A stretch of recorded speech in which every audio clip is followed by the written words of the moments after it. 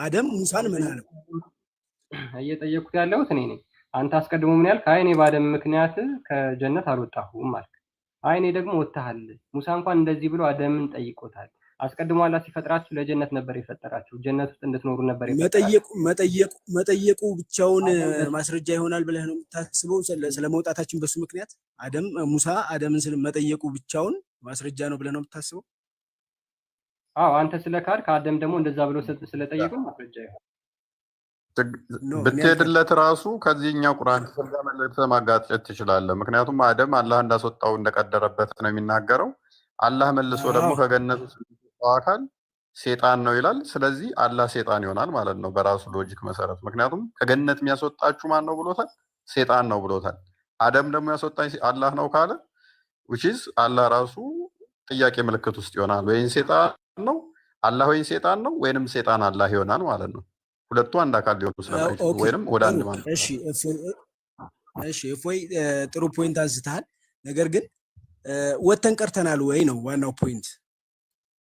እኔ ወተን ቀርተናል አልቀረንም አይደለም። አሁን አራስ ያመጣው ሎጂክ ነው ማስኬድ ነው። ትክክል ነው ብለሃል እያልኩህ አይደለም። ግን ኦልሬዲ እኔ ቅድም መጀመሪያ ጀምር እየተናገርኩ የነበረው ነገር ምንድን ነው? ወተን ቀርተናል እንዲያልክ እሺ ሊድል ያንኛው አርጉመንት አስኬድም አላህ ሴጣን የሚያደርግብህ ነው። ነገር ግን እንበልና ወተን ቀርተናል እንደሚል ጥያቄ ጠየቅ እና ገነት ውስጥ ነው አሁን ያለው እገባለሁ ትእዛዛቱን ጠብቄ እስከ ቀጠልኩ ድረስ እንደምገባ ደግሞ መልሶ ኮቬናንት ቃል ኪዳን ሰጥቶኛል። ያንን ቃል ኪዳን ጠብቄ መልሼ መግባት እችላለሁ። በቃ መልካም። ስለዚህ እኛም እያልን ያለነው ይሄንን ነው። ትገባለህ አትገባም የሚል ጥያቄ ሳይሆን አዳም ወደ ገነት ውስጥ ይገባሉ ይገብቶ ሊሆን ይችላል እንደ እስልምናው ገብቷል። ያ ማለት ግን ከገነት ተባረዋል የተባረረ ወጥቷል። አንተም በገነት ውስጥ ወጥተሃል። ነገር ግን ትገባለህ። ኦኬ ልገባ ትችላለህ። እንወጣ ግን የአዳም መውጣት ነው። ሲጀመር እኮ አልገባሁም እኔ አደምና ሐዋ ብቻ ናቸው እኮ እያልኩ እኮ ነው። ምንድን እኛም እያልን ያለ ነው ምንድን ነው እሱ ገነት ውስጥ መጀመሪያውኑ ያልገባህበት ምክንያት በአዳም ምክንያት ነው አለ። አለቀ እኮ ኖ በአዳም ምክንያት ሳይሆን ያልገባሁት አልኩኝ። ገብተሃል እኮ መቼ ወጣን እኛስ? አንተ ገነት ውስጥ ያልገባህበት ምክንያት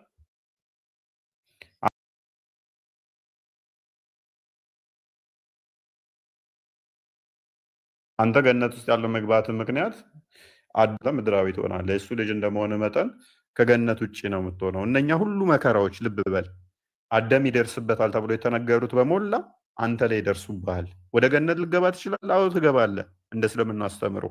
ነገር ግን አዳም ላይ የተነገሩት ጥፋቶች በሙሉ ይደርስብሃል የተባለ አንተ ላይ ይደርስብሃል። ምክንያቱም ከገነት ወጣሃልና። አዳም ስለወጣ አዳም ላይ ያሉት ነገሮች አንተም ላይ ደርሰዋል። ከገነት ውጭ ስለተወለድክ ስለዚህ ከገነት ውጭ ስለተወለድኩ ወይም ምድር ላይ ስላለሁ ብቻ ነው እንጂ በአዳም ምክንያት አይደለም ነው እኔም እያልኩ ያለሁት።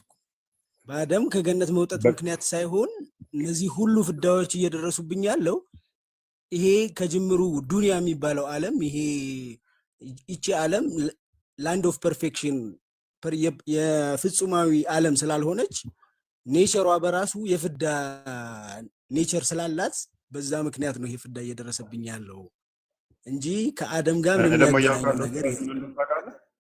እነኚህ ሁሉ ፍዳዎች ደግሞ እንዲያገኙህ ምክንያት የሆነብህ ምክንያቱ አዳም ወደ ምድር ስለመጣ ነው።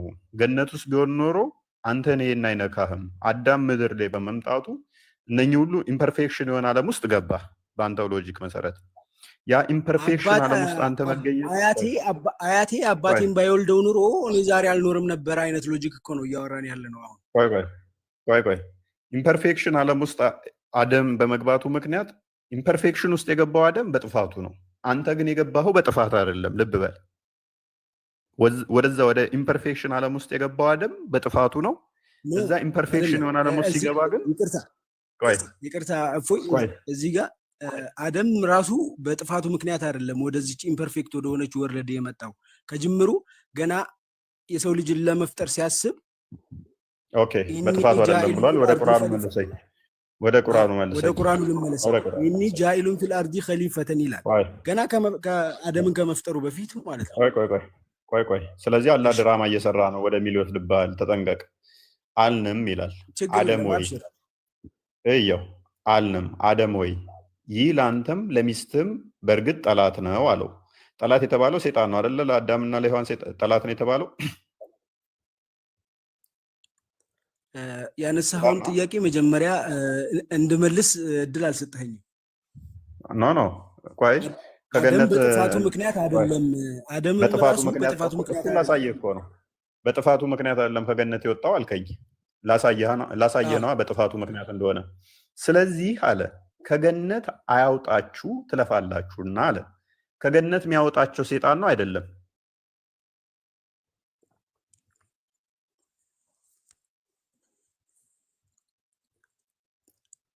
ከገነት የማውጣቱ ሂደት ላይ የሰይጣን አስተዋጽኦ እንዳለ ግልጽ ነው። ነገር ግን በምን አይነት ሁኔታ ነው ከገነት ሲጀመር ምድር ላይ እንዲኖሩ አድርጎ ነው የፈጠራቸው አይደል?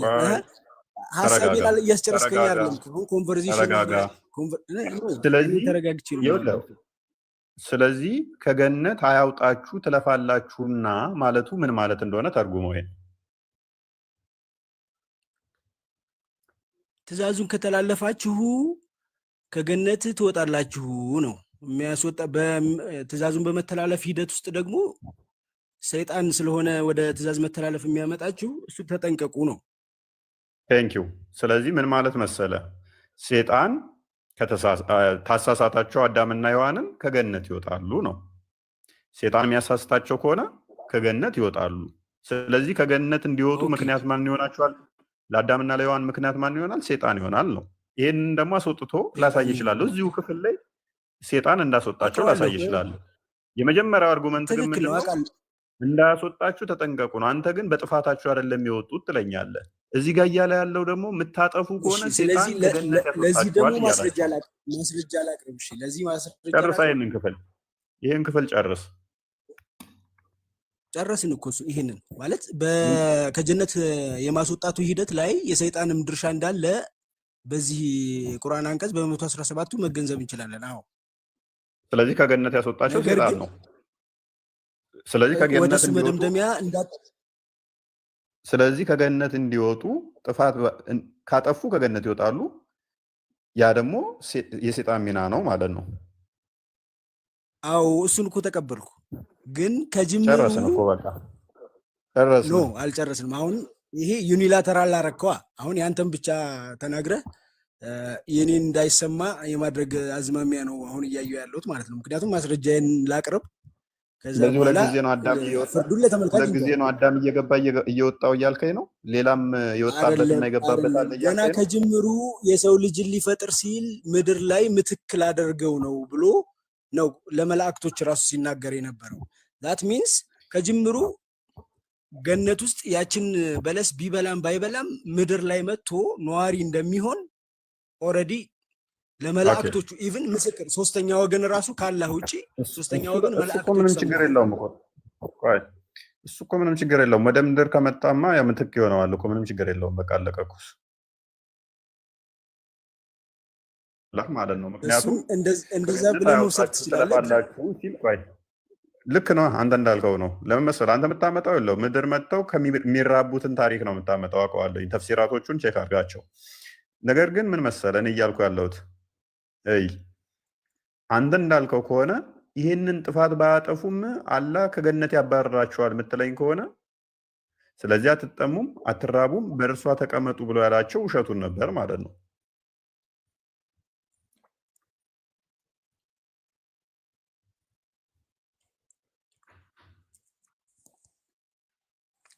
አልገባኝም። አሁን ትሰማለህ ግን አልገባኝም። አሁን ያነሳው ፖይንት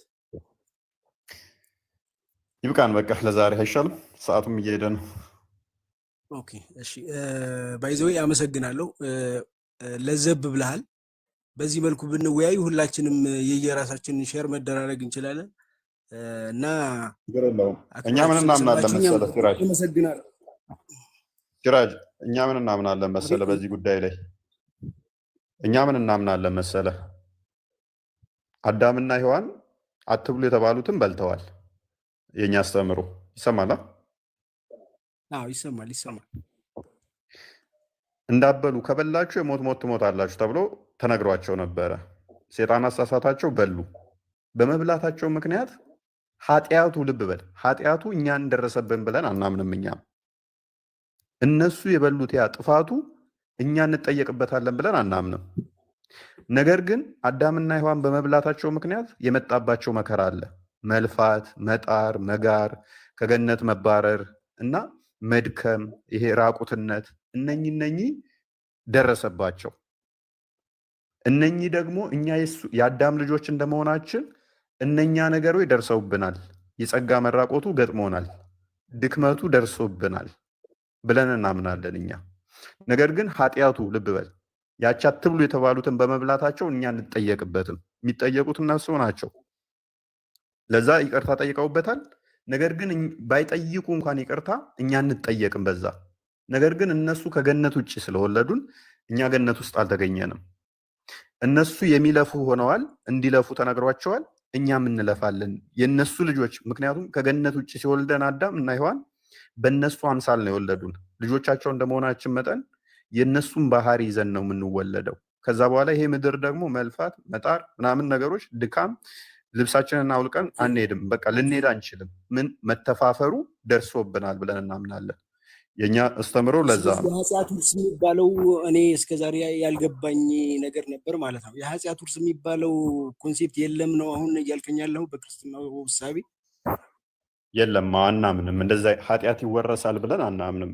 ሕዝቅኤል ምዕራፍ 18 ቁጥር 4 እና 20 ላይ ብታነበው ለምሳሌ ልጅ የአባቱን ኃጢአት አይወርስም ይላል። ኃጢአት የምትሰራ ነፍስ ራሷ ትሞታለች፣ ራሷ ትጠየቃለች እንጂ ልጅ በአባቱ ኃጢአት አይጠየቅም፣ አባትም በልጁ ኃጢአት አይጠየቅም ይላል። አንዱ የአንዱን ኃጢአት አይሸከምም። የጻድቁ ጻድቅ በራሱ ላይ ነው፣ የኃጢአቱም ኃጢአት በራሱ ላይ ነው ይላል። አንዱ በአንዱ አይጠየቅበትም በኃጢአት። ነገር ግን ቅድም እንዳልኩ አባት ባለጸጋ ነበረ። ነገር ግን ያንን ጸጋን ሲገፈፍ አንተ በሱ ወንጀል አትጠየቅም። ነገር ግን አባትህ ለአንተ ማስተላለፍ የነበረበትን ያንን ጸጋ ማስተላለፍ አልቻለም። አባትህ ደካማ በመሆኑ አንተ እንድለፋ ሆነሃል። እሱ ሀብታም የነበረው ወንጀል ስለሰራና ሀብቱን ስላጣ አንተ ምን ትሆናለህ? ምጥር፣ ምግር፣ ምለፋ ትሆናለህ ማለት ነው። ያ ነገር ደርሶብናል ብለን ነው የምናምነው እኛ። ኦኬ ኤኒዌይስ ቴንኪው፣ አመሰግናለሁ። ደህና ደሩ። እሺ ባይ። አንድ ሙስሊም እንቀበል ይልቃል። እኔ ኦልሞስት ደክሞኛል፣ ሞቆኛል። ቃል አለ፣ ክርስቲያን አለ፣ እውነት አለች። ምንድን ነው እየተማራችሁ ነው? የዛሬው ቶፒክ ተመችቷችኋል? ኮመንት ላይ ተመችቷችኋል? ገብቷችኋል? ግን የእኛን ኮንሰፕት እና እነሱን ተረድታችሁታል? ብዙ ጊዜ ካያችሁ አንዱ በአንዱ ኃጢአት አይጠየቅም እንደዚህ አይባልም። እኛ በአዳም ምክንያት ምንም የደረሰብን መከራ የለም፣ እናንተ በአዳም ምክንያት ክርስቶስ ሞተልን ተሰቀለ ትላላችሁ ምናምን የሚያነሱት ቶፒክ ስለሆነ የእኛ ፍትህንና ፍርድን በትክክል የተካሄደበት ስለሆነ ነው ለእኛ። እነሱ ጋርም ይሄ ነገር የለም ወይ? አልደረሰባቸውም በአዳም ምክንያት ወይ? ምንም የገጠማቸው ድክመት የለም ወይ? የባህሪ ድቀት አልደረሰባቸውም ወይ የሚለውን ለማሳየት ነው።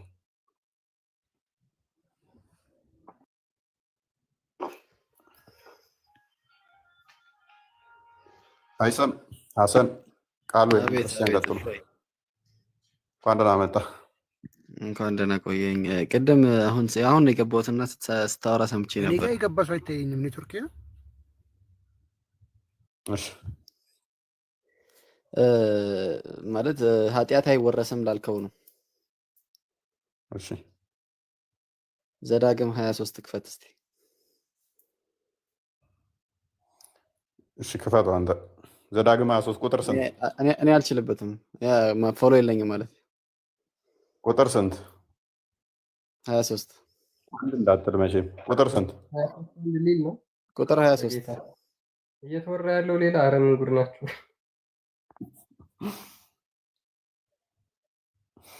እኛ የጠየቅነው ምንድን ነው እሱ? እሺ ምን ይላል ክፍሉ? ክፍሉ ምን ይላል መሰለ? ማለት ያለ ጋብቻ የተወለደ ልጅ እስከ 10 ዘር ድረስ ቤተክርስቲያን አይግባ ይላል። ኃጢአት ይወረሳል ማለት ነው። እንደው እንበልና ቤተክርስቲያን አይግባ ቢል ኃጢአት መወረስ ነው እንዴ? እና ለምን እሱ ባልሰራ ወንጀል ለምን አይገባም? እስከ 10 ዘር ድረስ እንዳይገቡ ይላል አይደለ? ኦኬ ለዚህ መልካም መልስ ክርስቲያን ለማወቅ ትሄድበታለህ? ጥያቄ ስለሆነብኝ ነው። መልስ ስጠኝና በቃ ወርዳለሁ። ሌላ ልከራከር አይደለም። እፎይ መልካም ግን ይህንን ጥያቄ አንተ ላይ አፕላይ ባደርገው እንዴት እንደምመልስ በዛው ማወቅ ፈልጋለሁ። ዲቃላን ነገርኩህ እኮ እኔ እንዳትታዘዙ ለማወቅ ለመጠየቅ ነው የመጣሁት ነው ያልኩህ አይደለ? እፎይ መልስ ስጠኝ ወርዳለሁ። በቃ ይሄን ብቻ ነው ያልኩህ። መልካም ዲቃላን እንዳትታዘዘው የሚለውን በዛው እንድታስብበት ነው። እኔ ማለት አላህ ለምን እንደዛ እንዳለ የእኛ ምን አሁን መሰለህ፣ አንተ ለምን ወደ ስድብ ትሄዳለህ? መልሱን ስጠኝ ልውረድ። እፎይ ለምን እኮ ጠየቀኝ አዳምጣ። እኮ እያስመሰልከው ነው። እሺ አዳምጠሽ። አዎ እንደዛ ነው። እሺ በማህበር ውስጥ እንደዚህ አይነት ቦታ ላይ ወደ እግዚአብሔር እንትን ጉባኤ ሲገባ ቁጥር አለ። እስራኤሎች ዘራቸው ይቆጠራል። ያ ዘራቸው ደግሞ ዲቃላ ከሆነ አባቱ ማን እንደሆነ አይታወቅም ማለት ነው። ስለዚህ ዘር ለመቁጠር ወይንም በክህነት ላይ ያንን ለማስተላለፍ አባቱን ማታውቅ ከሆነ እንዴት ብለህ ነው የምቆጥረው? ገሃነም ይገባል ነው የሚለው ክፍሉ። ክፍሉ ለምን አታነበውም? ክፍሉ ገብቷል ገሃነም አይደለ? ይገባል ዲቃላ ገሃነም ይገባል ገሃነም ይገባል ሳይሆን ቤተክርስቲያን እንዳይገባ ይላል። ቤተክርስቲያን አይልም። ቤተክርስቲያን አይልም። አትዋሽ። ቤተ ምንድን ነው ብቻ አንብበው። እሺ ክፈተው እስቲ እንየው። ቤተክርስቲያን ሊል አይችልም። እሺ እንየው። ዲቃላ ይሄ ነው። ቤተ ጉባኤ ዲቃላ ወደ እግዚአብሔር ጉባኤ አይግባ፣ እስከ 10 ትውልድ ድረስ ወደ እግዚአብሔር ጉባኤ አይግባ እያለ ይቀጥላል። በኋላ ምን ብሎ ስለ ጉባኤ ነው የሚነግረው። ያ ጉባኤ ደግሞ ወደ እግዚአብሔር ጉባኤ ሳይሆን ወደ እግዚአብሔር ጉባኤ ነው እኮ። አዳምጣ። እነኛ በጉባኤው ላይ ደግሞ ያንን አገልግሎት ለምሳሌ በክህነትም ከሆነ አስቀድሞ ይሄ ዘዳግም ላይ ነው የጠቀስከው። አይ ቲንክ ዘኍልቍ ላይ አስቀድሞ ስርዓቱን ተሰጥቶታል ለአሮን ምን አይነት በጉባኤው ላይ እንዴት ማን መቅረብ እንዳለበት እንዴት መሆን እንዳለባቸው ተቀምጧል ማለት ነው። ይህንኛው ግን ዲቃላ ከሆነ ዘር አረግ እንኳን ልቁጠር ብትል ከማን ነው የምቆጥረው? አባቱ ማን ብለህ ነው የምመዘግበው?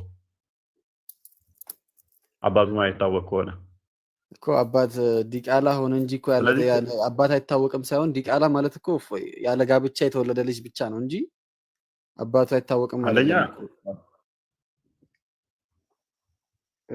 አባቱ ማን ነው የሚሆነው? እሺ ቀጥል። አንድ ጊዜ አክቹዋሊ እዚህ ጋር ይሄ ቃል በመጽሐፍ ቅዱስ ላይ ዘካርያስ 9:6 ላይም አለና ምንድነው ይሄ ዲቃላ የሚለው ቃል የሚያመለክተው በዛው በህዝበ እስራኤል መካከል ያለ ጋብቻ የተወለዱ ልጆችን የሚያመላክት ቃል አይደለም። ከሌላ ከጣዖት አምላኪያን ቤተሰብና ከአንድ ከእስራኤላዊ ቤተሰብ የተወለደን ህፃን ልጅ የሚያመለክት ቃል ነው ይሄ ቃል ማለት ነው። ኮንኮርዳንሱንም ኢቭን ማየት እንችላለን፣ የቃሉን ትርጉም ማለት ነው።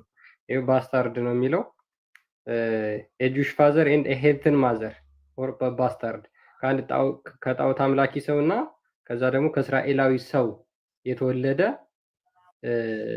ሲሆን ነው እንጂ እርስ በራሳቸው ከዛው ከእስራኤላውያን መካከል በመካከላቸው ያለ ትዳር ምናምን የተወለደ ልጅን አያመለክትም። እንግዲህ ይሄም ቃል እንዳልኩ በመጽሐፍ ቅዱስ ላይ ትንቢተ ዘካርያስ ምዕራፍ 9:6 ላይም አለ። ባጭሩ ምንድነው ይሄ ቃል የገባው የተደባለቀ ህዝብን ለማመልከት የገባ ቃል ነው። ስለዚህ ቃሉ በመጽሐፍ ቅዱስ ውስጥ ጥቅም ላይ የዋለው ከሁለት ወገን ማለትም ከእስራኤላዊና ከአሕዛብ ወገን የተደባለቀን ሰው ለማመልከት የገባ ቃል ነው።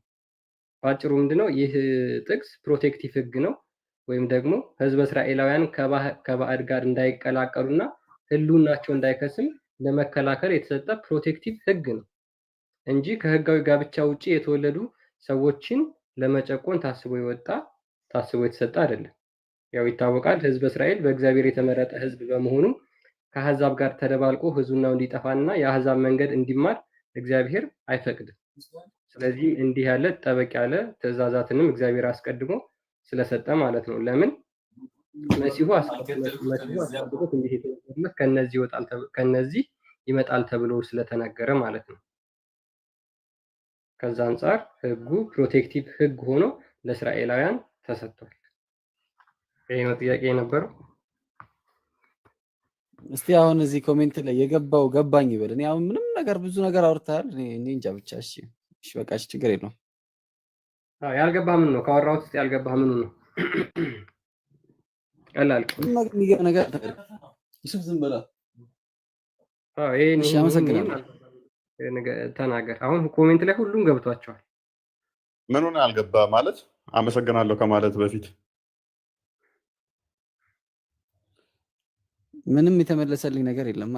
ጥያቄ ይሄ ማለት ሌላ ነው ምናምን ያለ ማስረጃ ነው ያወራው። ምንም እኮ ዲቃላው ወደ ምንድን ነው አይግባ ያለው?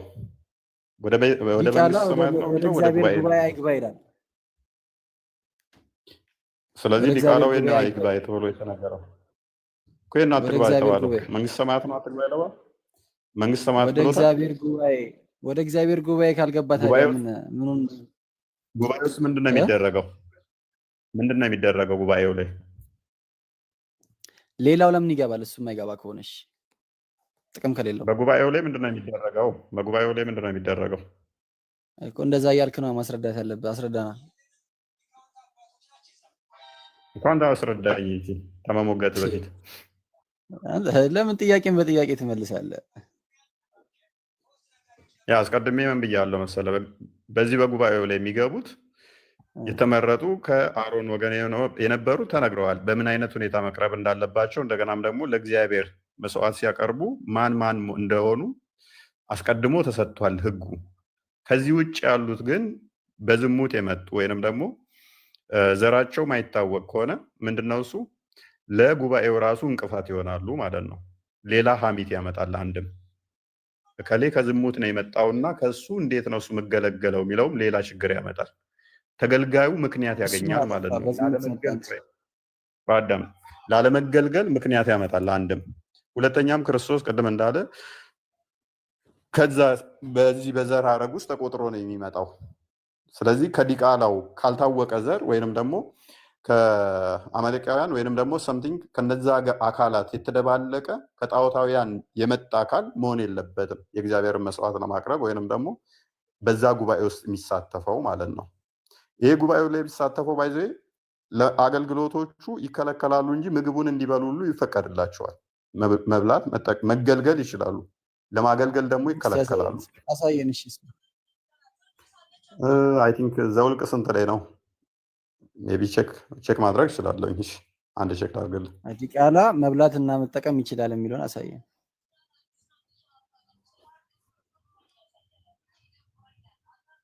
ኦኬ አይ ቲንክ ዘሌዋውያን 21 ነው ወይ 21 ክፈቶች ካለ ኦኬ እሺ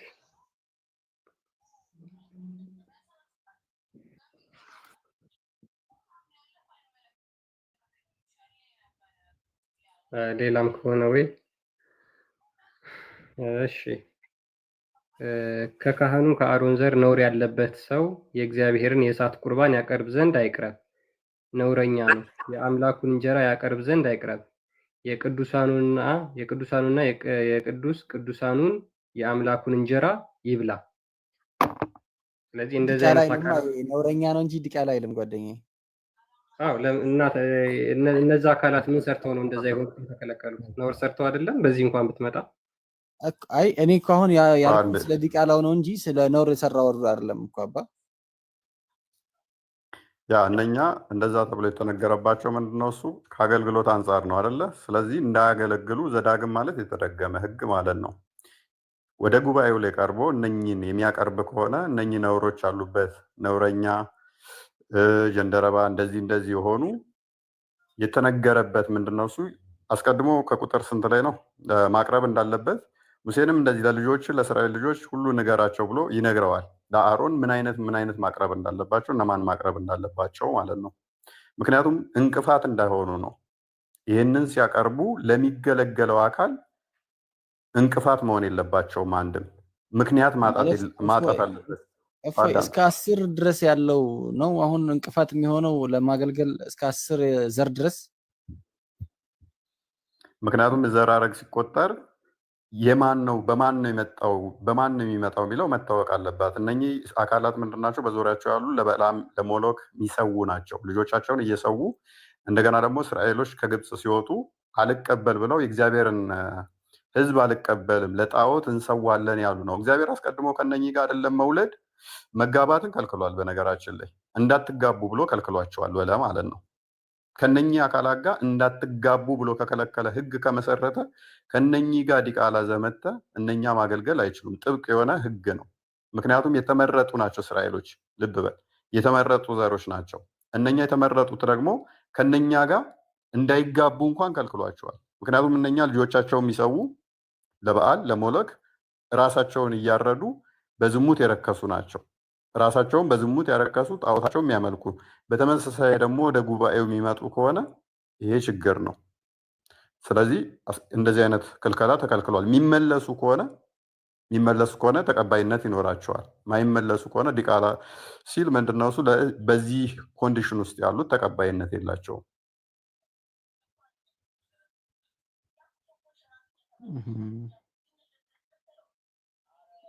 ሜቢ ስለ ሞሎክ ስለ አማሌቃውያን ታውቃለህ ብዬ አስባለሁ። በዙሪያቸው ያሉትን እስራኤላውያን ዲቃላ ሊወልዱባቸው የሚችሉት እነማን እንደሆኑ ታውቃቸዋለህ ብዬ አስባለሁ።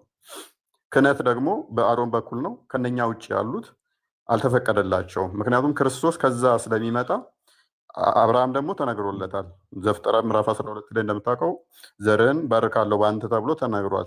ዘሩ መቀጠል አለበት እንጂ ሌላ ዘር መጥቶ በሌላ ዘር አይደለም አብርሃም የሚባረከው፣ በእርሱ ዘር ነው የሚባረከው። ክህነት ደግሞ በአሮን በኩል ተነግሮታል ማን ማን ማገልገል እንዳለባቸው።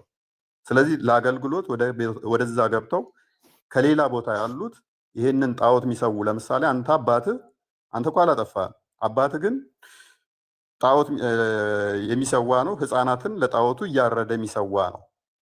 አንተን የወለደ እሱ ነው። የአንተ አባት ማን ነው ሲባል ልጆችን ለጣዖት የሚያርድ የሚሰዋ ነው። እነኚህ አይቅረቡ አያገልግሉ ነው። አንተ ጋነም ትገባለህ ግን ተብለህ አልተነገርክም። ጋነም አገባም አንተ። ነገር ግን ካልተመለስክ በአባትህ ስራ የምትቀጥል ከሆነ ጋነም ትገባለህ።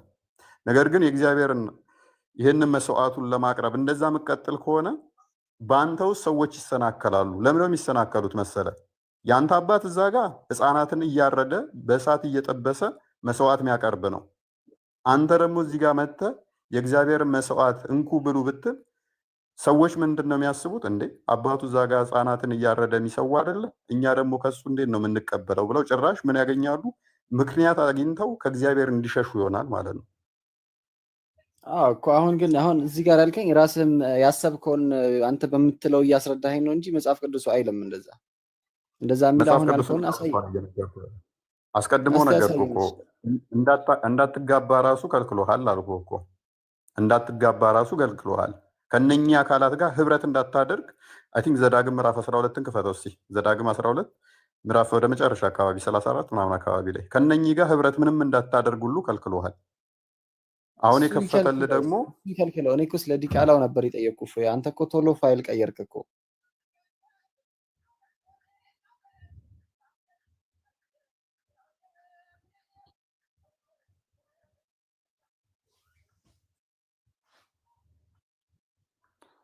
እሺ ምን ይላል? እግዚአብሔር ትወርሳት ዘንድ ልብ በለው። ከእስራኤል ሲያወጣቸው አልኩ እነኚህ ሰዎች እግዚአብሔርን የሚቃወሙ አካላት ናቸው። ቁጥር አንተ ምዕራፍ 23 ነው የጠቀስክልኛ። ወደኋላ ስንመለስ ምን ይላል? አምላክ እግዚአብሔር ትወርሳት ዘንድ እዛው ዘዳግም ላይ የምትሄድባትን አሕዛብ በፊትህ ባጠፋ ጊዜ አንተም በወረስካቸው ጊዜ አለ በምድራቸውን በተቀመጥክ ጊዜ በፊትህ ከጠፉ በኋላ እነርሱን ለመከተል ልብ በል እንዳትከተል ብሎ አዘዘው። እንዳትጠመድ ከእነሱ ጋር ህብረት አታድርግ አለው። እነዚህ አሕዛብ አማልክቶቻቸውን ያመለኩት እንዴት ነው ብሎ ጠየቀው። እንዲሁ ደግሞ እንዲህ አደርጋለሁ ብለህ ስለ አማልክቶቻቸው እንዳትጠይቅ ተጠንቀቅ አለው።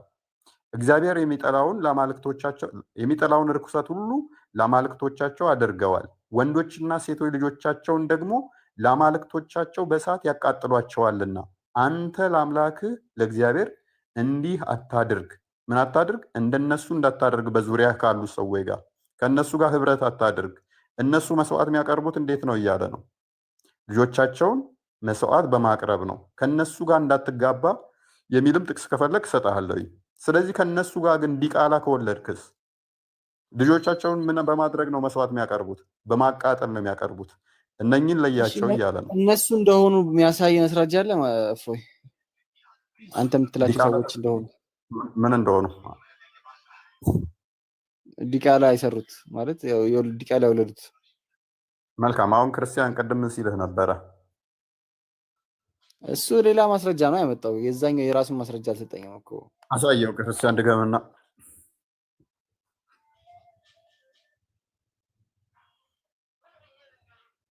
እሺ ምን ብዬ ነበር? ከአንድ አይሁዳዊ ቤተሰብና ከአንዱ ደግሞ ከጣዖት አምላኪ ቤተሰብ የተገኘ ነው እዛ ጋር ዲቃላ የሚለው ቃል የገባው ብዬ ነግሬ ነበር እንጂ ከዛው ከእስራኤላውያን መካከል ያለ ጋብቻ አንተ አልከኝ እንጂ አላሳየኸኝም። ምን አልክ? ይሄው ይታይሃል። ኤ ባስታርድ ሻል ናት ኢንተር ኢንቱ ዘ ኮንግሬጌሽን ይላል። ስለዚህ ዲቃላ ተብሎ የገባው ቃል እዚህ ጋር ምንድነው? ባስታርድ ነው የሚለው። ስለዚህ እዚህ ጋር ትርጉሙ ምንድነው? ኤ ቦርን ኦፍ ኤ ጁስ ፋዘር ኤንድ ኤ ሄዝን ማዘር። ለምን? ከአይሁዳዊ ቤተሰብና ከጣዖት አምላኪ የተገኘ ባስታርድ ብሎ ይጠቅሰዋል እዚህ ጋር። ስለዚህ እዚህ ጋር ይሄ ዲቃላ ብሎ የገባው በምንድነው? ከነዛ ለሞሎክና ለነዛ ለበዓል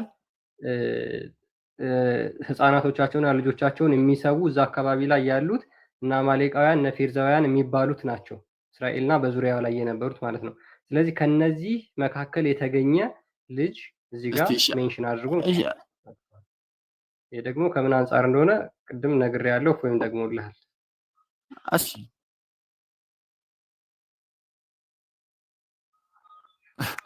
በቃ አለቀ። እሺ በቃ ያልተመለሰል ጥያቄ አለ? ላይ ቀጥል። ያልተመለሰል ካለ ቀጥል። እሺ አይ ቲንክ እንዳለ በደንብ ተመልሶልሃል ሁሉ መሰለኝ። ይሄንኑ መች አስረዳኸኝ ክርስቲያን? የአሁኑን መች ጨረስክልኝ? እዛ ጋር ዲቃላ የሚለው እፎይ መጀመሪያ ሰዎች ናቸው የሚለው መች ጨረስክልኝ? እፎይ ምን ነገረህ? መጀመሪያ ምንድነው የነገረህ? እፎይ የነገረህ ምንድነው? ዘዳግም 12 ላይ አውጥቶ ዘዳግም 12 ቁጥር 26 ጀምሮ ምንድነው ያነበበልህ? እነዛ በእስራኤላውያን አካባቢ የሚገኙ ጣዖት አምላኪያን እነዚህ ሄትን የሚባሉት እና አማሌቃውያን እና ፌርዛውያን የሚባሉት ምንድነው የሚያደርጉት? ህፃናቶቻቸውን ይሰዉ ነበረ። ህፃናቶቻቸውን ምን ያደርጉ ነበር? ይሰዉ ነበር፣ መስዋዕት ያደርጉ ነበር። ለአማልክቶቻቸው ህፃናቶች ነበር የሚሰዉት። እነዚህም ደግሞ እግዚአብሔር አምላክ ምን ብሎ ተናግሯቸዋል? እነሱን አማልክት በፍጹም እንዳትቀመጡ፣ በምድራቸው በተቀመጣችሁ ጊዜ ከፊት ከጠፉ በኋላ እነርሱን ለመከተል እንዳትጠመዱ ብሎ ነግሯቸዋል። ስለዚህ እነዚህን እነዛ አማልክት የሚከተሉት ደግሞ ምንድነው የሚያደርጉት? ወንዶችና ሴቶች ልጆቻቸውን ደግሞ ለአማልክቶቻቸው በሴት ያቃጥላሉ። ወንድና ሴት ልጆቻቸውን በእሳት ስለሚያቃጥሉ ማለት ነው።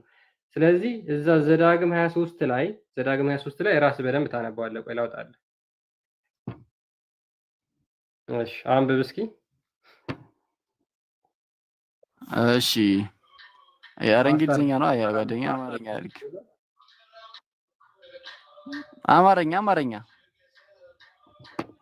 ይሄ ምንድን ነው የሚለው? ኤቦርኖ አማርኛ ጓደኛ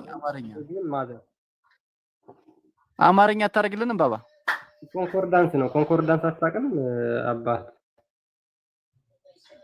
አላውቅም።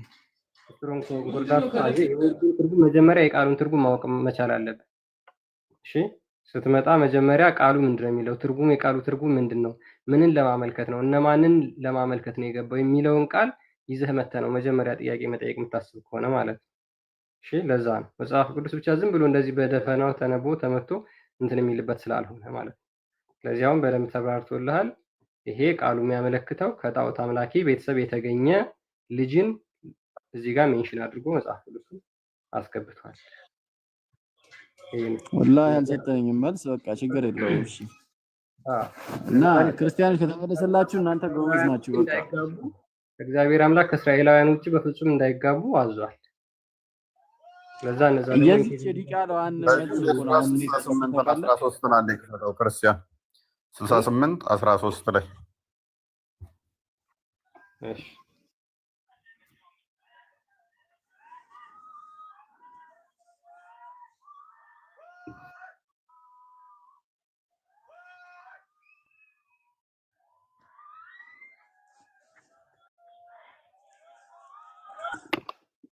ምንድን ነው እሱ? ኳስ እያየ ነው መሰለኝ። እሺ አይሰን ቲክቶክ ነው ወንድሜ ነው።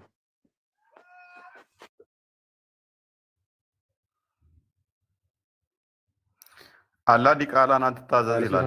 ምን እያለ ነው?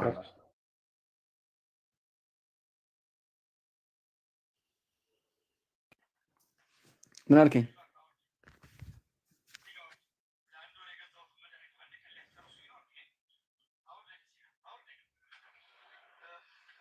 አላህ ዲቃላን አትታዘዙ እያለ ነው። ምን እያለ ነው? ምን ለማለት ፈልጎ ነው እያለ ነው?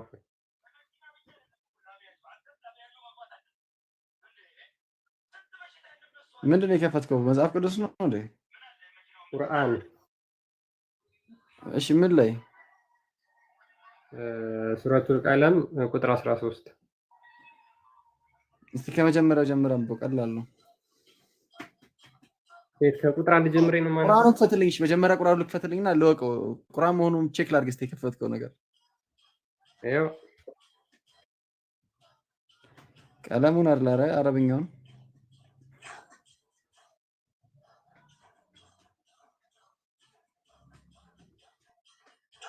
ቀለሙን አይደለም። ደስ ይላል። ሱረቱ አልቀለም ነው።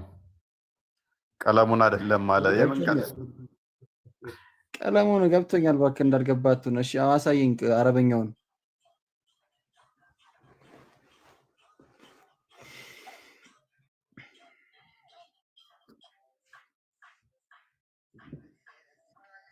እስኪ አንብብ። እያነበብ ቁርአን ሲከፈት ትፈዛላችሁ። ምን ችግር አለ? አትታዘዝ እንጂ ሰውን እኮ ነው አትታዘዝ ያለው እንጂ ጀሃነም ትገባለህ አላለም። ጀነት ትገባለህ አልለየም። አሃ የቀድሞኛ ላይ ጀሃነም ትገባለህ የሚል አለ እንደ የቀድሞኛ ላይ ቤተ መንግስት አትግባ፣ መስጂድ አትግባ ይላል። እሺ በቃ ልክ እንደኛ እንደ መስጂድ ነው። በቃ ጉባኤ አይደለ? መስጂድ አላወኩም ነበር። ጉባኤ ምን እንደሆነ የጠየቁ ለዛ ነበረ። ጉባኤው ምንድነው? አንድም ለቁጥር አንድም ለአገልግሎት ነው የሚፈለገው እንጂ መንግስት ሰማያት ትገባለህ አትገባም የሚል አልነበርም። ለዛ ነው ቅድም ያልኩ አንተ ጋር ሲሆን አትታዘዙት። ስለዚህ ምን ችግር አለው ታዲያ ዲቃላን ባንታዘዝ? ሚሽካት አልመሳቢ 36:53 ክፈትልኝ ክርስቲያን። ሌላን ሰው ታዘዝ የሚል አለ እንዴ? እፎይ ዲቃላን አትታዘዙ ካለ ሌላን ሰው ታዘዝ የሚል አለ?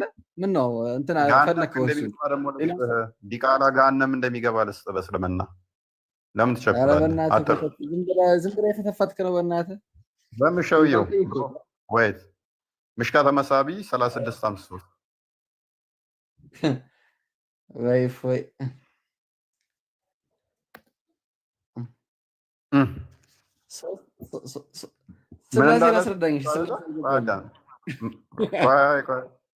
ምን እንዳለ ግን ሰማችሁ አይደለ? ቅድም ስናስረዳው አትግባ የተባለው እንግዲህ ሰው ነው በቃ የተባለው እኛ ጋር አይደለ? ወደ ጉባኤ አይግባ ብሎ ለሰው ነው ትእዛዙ የተሰጠው። እናንተ ጋር ደግሞ መጣና ዲቃላን ወደ አትታዘዙት ይላል ሲል ለሰው ነው የታዘዘው አለ። እኛ ጋር ለአውሬ ነው እንዴት ታዘዘው? እንደዛ አላልኩም እኔ። አንብባውን አይታይም። ክርስቲያን ግማሽ ነው የሚታየው። አይ ፎይ ሶስት አምላክ እያመለክ አላህን ፍራ። አንተም ልክ እንደ ጉዳይ አስለም። ወላሂ ራስን አታጃጅ። አንብብ። ጉዳይ ዲያቆን ሙስሊም አይደለም።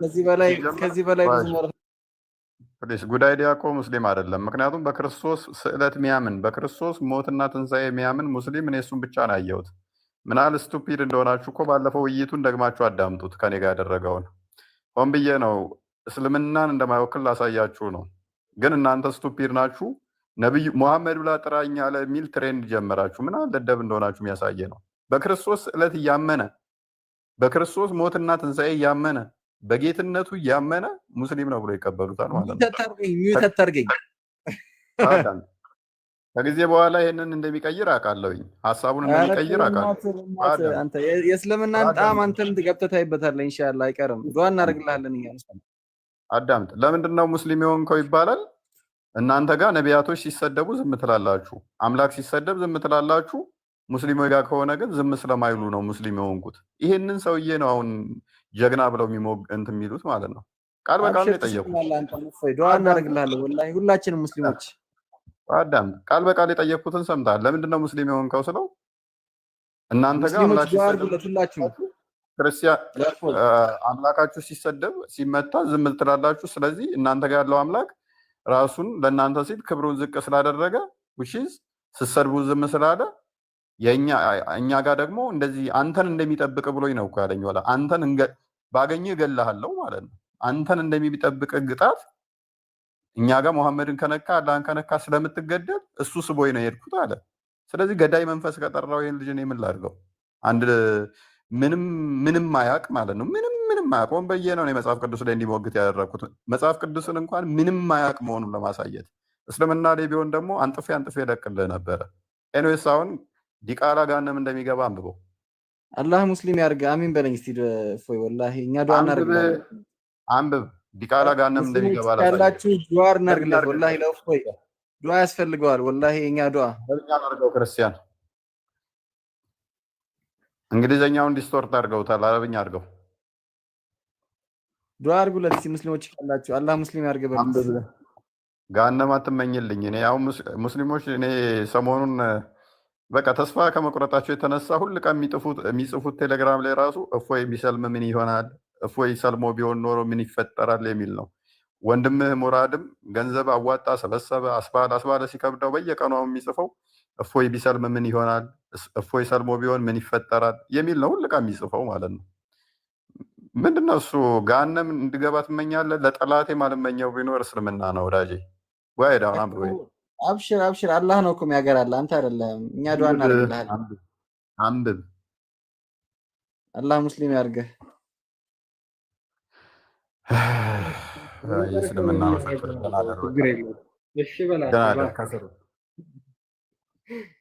ከስሩን እናንተ ሰዎች በቃ ተስፋ በህይወት አይምሮን ያልሳተ ሰው እስልምና እንዲቀበል አይችልም። ህይወቱን ያልሳተ ሰው ዘገምተኛ ካልሆነ በስተቀር ሙስሊም ሊሆን እንደማይችል ኦብቪየስ፣ ዘገምተኛ ካልሆነ በስተቀር ማለት ነው። ምናልባት እንደዛኛው ቅድም እንዳልኳችሁ የጌታን ስዕለትና ትንሣኤ እያመነ ለምንድነው ሙስሊም የሆንከው ሲባል አይ ክርስቶስ ስለተሰደበ እና እስልምና ጋር ነቢያትን መስደብ ስለማይቻል ለሚሰድቡ ቅጣት ስለምንቀጣ አሃ ስለዚህ እዚህኛው ሰላሙ አልተመቸህም፣ ገዳይነቱን የተመቸ። ስለዚህ ይህን ሰውዬ ምን ታደርገዋለህ? ሂድ በቃ ገዳይነት ከተመቸ። ከዛ ሙሐመድ ብሎ እፎይ ስሜ ሙሐመድ ነው ሲለው ሙሐመድ ብሎ ጠራ። ማሻላ እፎይ ሊሰልም ይችላል ብለው ፕሮፓጋንዳ ጀመሩ ማለት ነው። this is how Islamic dilemma work። በቃ ይሄን ያህል ቅዠታቸው እስልምና በእንደዚህ አይነት ሁኔታ ራሳቸው የሚደልሉት ማለት ነው። በእንደዚህ አይነት ድለላ ማለት ነው። ቤኪ ምን ልታሳየን ነው? ክርስቶስ ከሙታን ተነስቷል። ሰላም ብያችኋለሁ። እንደምን አላችሁ? አይ ምንድነው ዲቃላ ብሎ በመጽሐፍ ቅዱስ አንስቶ ዲቃላ ማውረድ ምንድን ያላችሁ ከሚያስጠላ እፎይ ስለምትሰላ ጀነት ይገባል፣ ነጻ ትወጣለህ።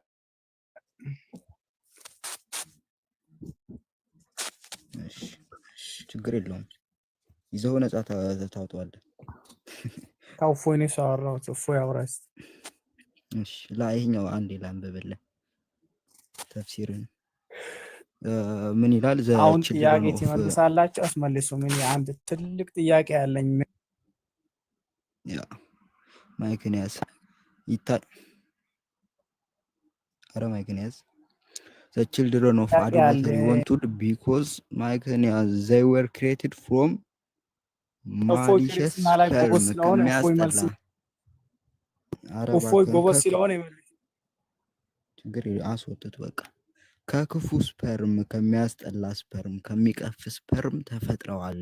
ዘ ቺልድረን ኦፍ አዱለተሪ የዝሙት የዚና ልጆች ከሚያስቀይም ዲቃላዎች ማለት ነው። ከሚያስቀይም ከሚያስጠላ ከክፉ ስፐርም ተፈጥረዋል ብሎ ይናገራል። ማውሮዲ ተፍሲራችሁ ቅጥፈት ስንት ነበር? ምዕራፍ 90 178 ቅጥፈት 7 ላይ ማለት ነው። ተፍሲሩ ማውረድ የሱኒዎች እንትን ነው። ቅድም ደግሞ እፎይ ያሳያቸው ያው እሱም ሐዲሱ አቲያም ይናገራል። ተፍሲሩ ለሲኦል ተፈጥረዋል የእንትን ልጆች ብሎ የአድለተሪ ብሎ ያነሳዋል እና ያን እንትን ለማለት ነው። አሳይታችኋል። ቀጥሉ።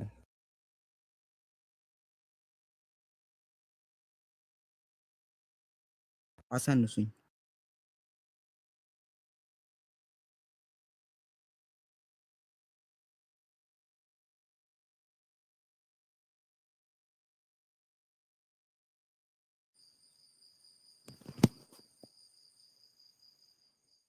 አደሩ በቃ እኔ በቃኝ። እውነትሽ አይደል ቦስ? ትንሽ አትጠብቅም? እውነት የለሽም። እውነት ተኝታለሽ መሰለኝ። ገስት ላይ ተጎልታ ተኛች።